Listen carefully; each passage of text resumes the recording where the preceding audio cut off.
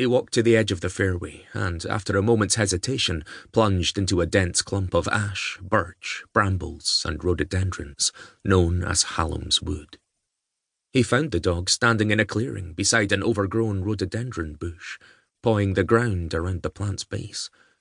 He stomped towards her, his head full of punishments the dumb mutt would suffer for her disobedience. He came to a halt, his mouth open, as if emitting a silent scream. The dog's paw was resting on a slender human arm.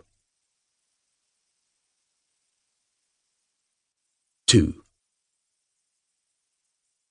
Detectives already at the scene explained it could be accessed either by a long walk from the clubhouse or by parking in a country lane and taking a shortcut through the undergrowth.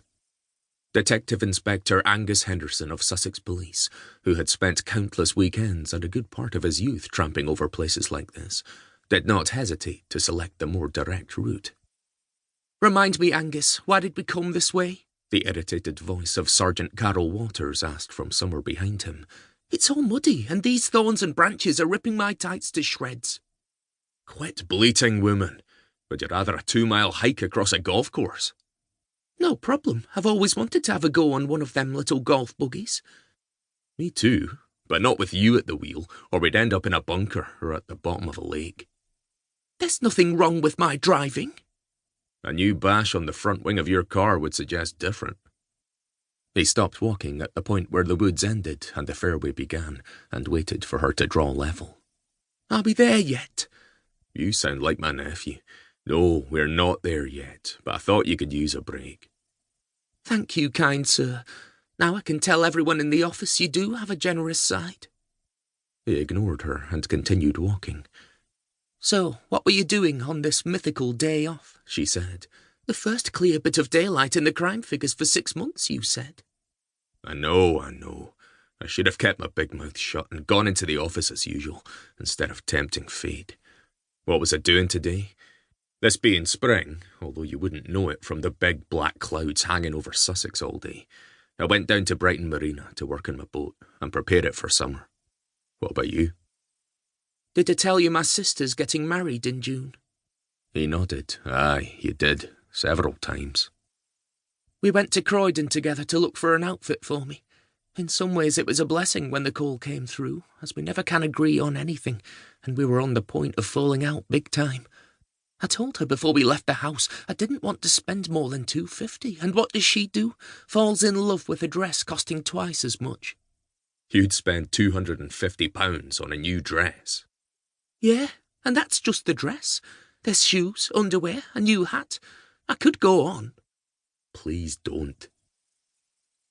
It was a myth that all Scots loved golf, and Mark Twain's pithy description of "a good walk spoiled" summed up Henderson's feelings, despite having caddied for his father and being cajoled into playing a couple of times by the persuasive captain of the Sussex Police golf team. It was too pedestrian for his tastes. He preferred more active leisure pursuits, like hiking over the South Downs or sailing his small yacht, Mingery. He knew the wags in Sussex House, the headquarters of Sussex CID in Brighton, often enjoyed a good laugh behind his back.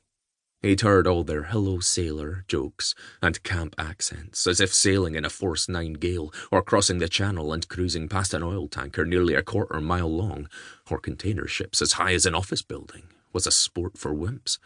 But he wasn't the sort to be put off so easily. "I hate arriving late to a crime scene," he said, as they walked across the fairway towards a small encampment of haphazardly parked vehicles, people, and incident tape, all leaving their mark on the well-tended grass. "By the time we get there, every Tom, Dick, and flat-footed Bobby will have trampled over the area, and whatever clues were once there will now be gone forever." Walters grunted in response, still surly from a walk that left her shoes caked in mud. But if she ever wanted to make it to Detective Inspector, these were the sorts of things she needed to worry about.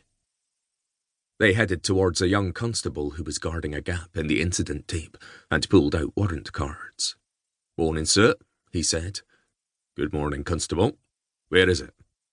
He turned and pointed into the bushes.